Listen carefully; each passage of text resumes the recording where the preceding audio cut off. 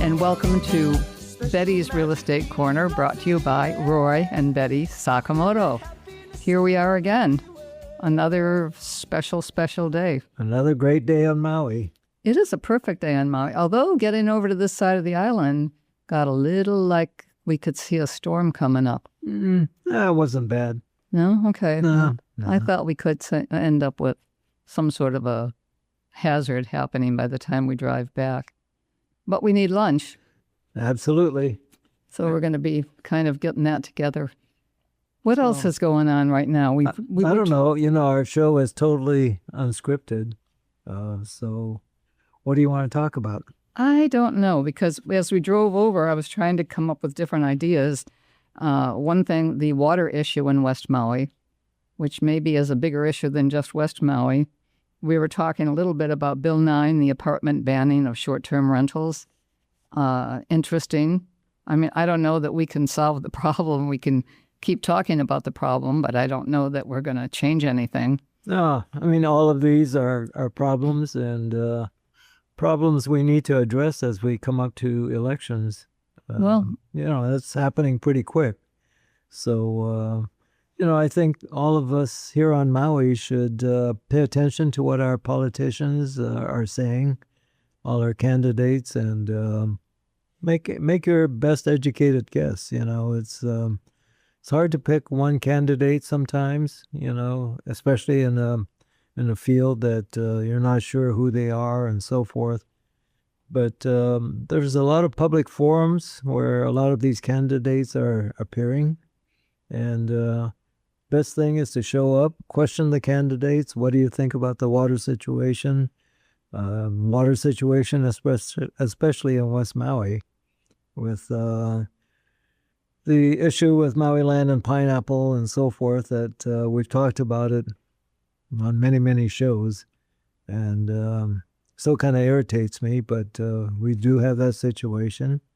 And of course, the Bill 9 issue with the banning of vacation rentals and apartment zone properties. Which is I think that's really a huge problem, because we do need more housing for local residents. No question. Absolutely. And the places that they're trying to force into doing more long-term rentals are very small. I mean, they're not really family homes, and there are families that are looking for homes. Yeah. Well, again, and we've talked about it in past shows, a few of these apartment buildings were built with the idea of being workforce housing, or housing pretty much devoted to the local community and not for vacation renting. And a lot of these have, since gone on to start vacation renting. So this will be phased out in 2029. The council is addressing a slight modification to this with the introduction of 2 new hotel zones, H3 and H4, that some of these condominium developments that were zoned apartment will now get reclassified as H3 and H4. And why in the heck this wasn't addressed going back to the original Bill 9, where it should have been all hashed out, I don't know. But, there's no reason it shouldn't have been. It's just caused a lot of unrest and uncertainty in the real estate market. And, I don't see, any quick rectifying of that. No, I kind of agree. There's no quick anything happening here. No. And a lot of the housing that was theoretically built for like workforce housing really is not decent workforce housing. It had a lot of the things that really would have made it good as short-term rentals, because it had, the way that it was laid out, the way it had the amenities that it had in some cases. It was properties that were, I don't know. I just don't think that it really was ever mapped out right. Yeah, well, we're seeing the aftermath of this, of course, with buildings and apartment buildings and apartment zone, apartment zoning and banning of the short-term rental situation and so forth, we've seen prices 25, 30, 35% off, and it shouldn't have happened. No, I think that you're probably right about that. But I also think that we should have been zeroed in on real workforce housing. Napili How, great development. And of course, if you say in hindsight, it always is a great development.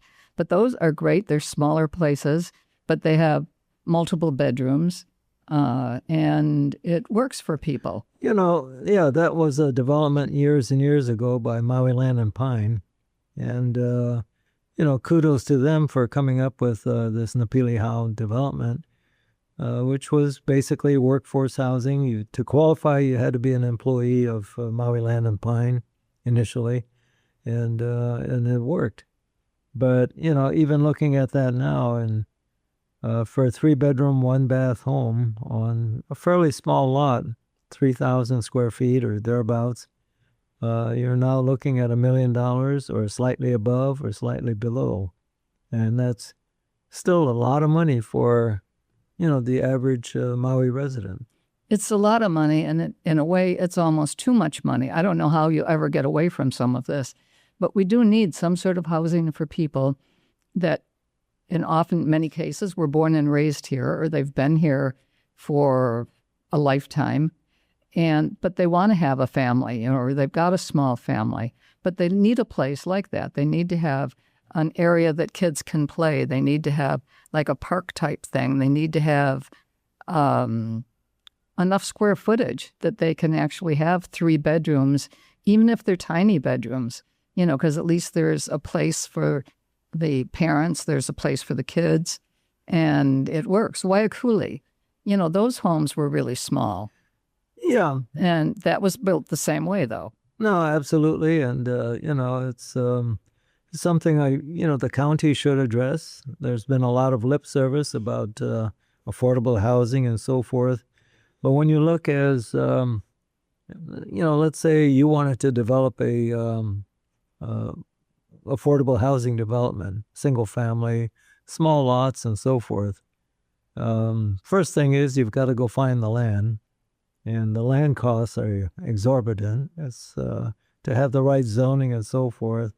The improvements you've got to put in with underground utilities and so forth, sidewalks, it's by the time you finish just putting in your off-site and on-site improvements, you're looking at a huge number. And so you build, 1,000 square foot, 1,200 square foot homes, single-family homes on 3,000 to 4,000 square feet. Your cost as a developer, and I'm just off the top of my head saying, you're probably in it for $750,000, $800,000, $850,000 each. And are you going to sell them for $900,000 and hope you make $50,000 after hassling with the Maui County building department, the planning department, and so forth for probably 3-4 years to get all the permits? Even if you paid cash for the land, it's still an exorbitant cost for all the improvements and so forth. So it's something that needs to be addressed. Well, I think it really does. Right. And anymore, coming back to the first topic you talked about, the water situation. For instance, we have this 10-acre listing in Napili. It's a great 10-acre parcel of land. It's just south of the Napili Village's condominium development. And the owners of this bought it right after the Lahaina fires. They were intending to build 200 probably modular type homes on this property to house fire survivors, those displaced by the fire. And they ran through all their preliminary plans and so forth, incurred quite a few costs with engineers and architects and so forth, and finally got to the water department, who slammed the door on them and said, no way. Now, it's almost the no good deed goes unpunished syndrome, because here they were just trying to do good for the Lahaina community and, got shot down with this water situation. which is again aggravating. We've talked about Maui Land and Pines just ineptness in preserving the water delivery structure in West Maui. There's lawsuits pending, and now our county is trying to negotiate purchasing the water rights and so forth, which I'm really against. It's I hate seeing our taxpayer money go to a private corporation to buy water, which should be a public resource. Why are we paying to buy water from a very inept company? And we're paying them for their mistakes, and they're enriching themselves. And that's an editorial on my side, but it just aggravates me. Yeah, it is. Well, there's a lot of aggravating situations going on, which is very difficult. I mean, obviously, we're a real estate company, and our plan is to sell our listings and to kind of make things work. And, for us right now, we've had this show, and it's been a way to get to people and have them, work on stuff like this. So I don't know. I think if somebody has a real issue, and we all do, with the water and a variety of issues like that, I think we should be politically making it work. No, absolutely. And, coming back to one of my early statements, it's an election year. Go talk to your candidates, all of the candidates, and see what they're doing to address this, not with lip service, but what are they planning to do once they're in office. You get lip service, of course. Everybody's going to do good, but question your candidates. Well, figure out, where does the money come from? It's all a great idea. We need water, we need this, we need that, we need all sorts of things as a community, but how do we get that? If there isn't enough money around and you can't get the water without spending millions of dollars, then we're really backed into a hole. No, absolutely. Absolutely. And, I'm done. Yeah, I guess we better get out of that one. But, it's frustrating. It's not good for the community to be polarized like this. And, maybe it's a sign of the times, too, with our political climate nationwide and, statewide and countywide. So it's unfortunate. We should all be in the same canoe, paddling in the same direction. But unfortunately, apparently we're not. No, apparently we're not. But I think that's really a great statement, and I think it is time for us to all rethink what's happening. Where is the money coming from? How are we going to end up with enough water? Is it something that's even viable, possible? Whatever's happening, is there no money so that we could even make it happen? Yeah. And if there isn't, then we really are all in serious trouble. Right. I know I testified both in writing and verbally as far as the Public Utilities Commission and the, back when they were discussing whether Maui Land and Pineapple should be a public utility. And, to me, if you quack like a duck or you act like a duck, you got to be a duck, and that's, they're selling the water, and, it should be a public resource. Anyway, we'll still go round and round on that. Yeah, that is, there's some pretty huge issues that are going on everywhere. I think it's a hard one. We obviously have been specializing somewhat at Kapalua, and West that Maui, could be changing. West much. Maui, Yeah, yes. right. But I just mean from the early days, there was a point, and now we've really been Lahaina, Lahaina side of the island. Right. And it's, the Kapalua Resort is still a great resort. I think there's some great buys out there, real estate-wise. And, our office, Coldwell Banker Island Properties at 700 Office Road. It's a great location. We're located just a few steps away from Sansei, the Sansei restaurant, just down from Taverna Restaurant, right on Office Road, which is the main drag in Kapalua. And, you'll see our sign, Koa Banker Island Properties. Can't miss the sign. Front doors wide open. Come on in, talk to us, and we'll answer questions. Absolutely. Yeah. I mean, talk to whoever's sitting there. There'll be somebody there all day, every day. Absolutely. And you can come in, ask them questions, talk to them, make an appointment if they're already tied up, and talk about it. Yeah. The general attitude seems to be, as far as the community, the real estate market is down, is slow, and so forth.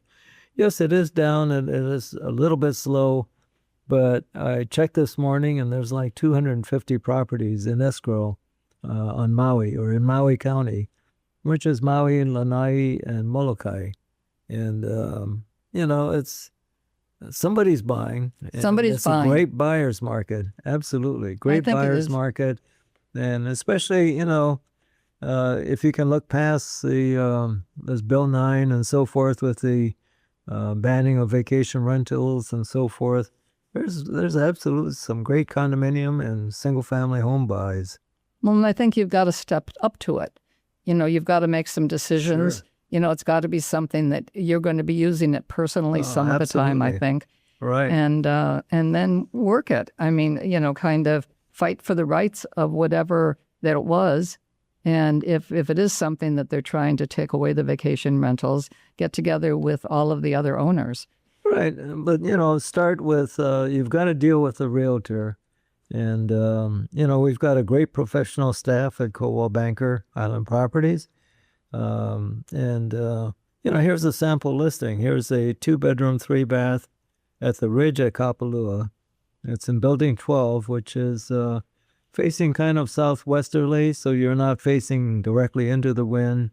You're right along one of the fairways of the bay course. The bay course is dormant now, as we know, because of the water situation. When the water gets turned on again for the bay course area, it'll be completely redone. New clubhouse, new golf course layout, and so forth.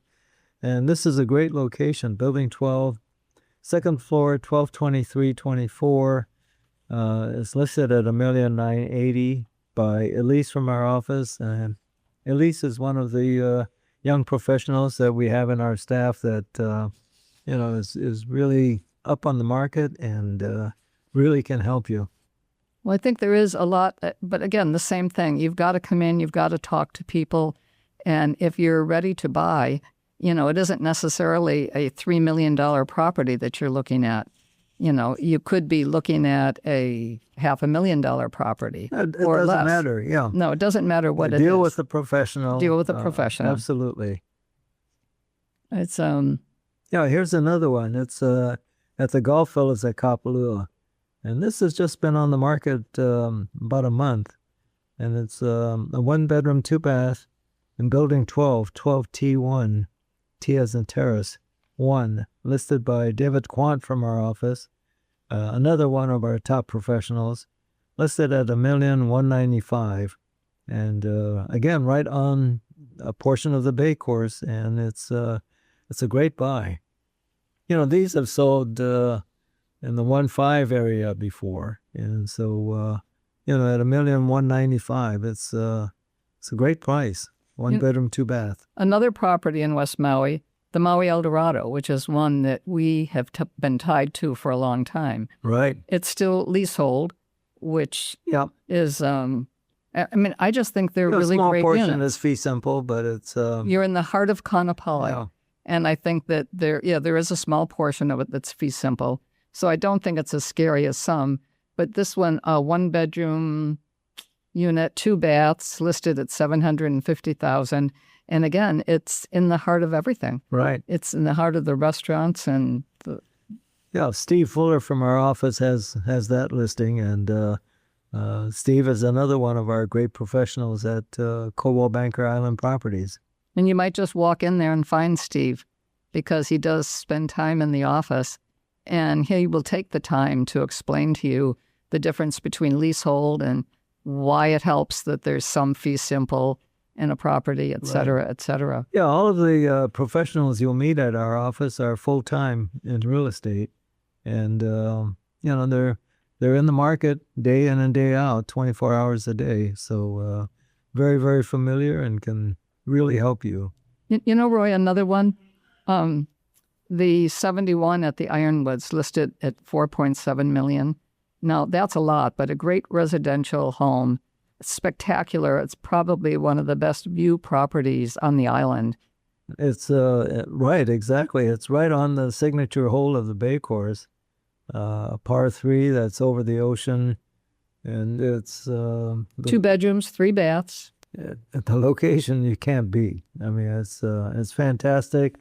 The Ironwoods don't allow vacation renting, which is nice. It's a quiet residential community, and we have that listing at 4.7, and it needs some work, it needs some upgrading and so forth, but the actual price is fantastic. The price allows for you to put a large amount of money into the property, but it is spectacular. There's nothing better anywhere. It's certainly priced to sell. It's again listed at $4.7 million, and it's been a residential home for forever for the people that own it now. But it really is. It's one of the best of the best of the best. No question, absolutely.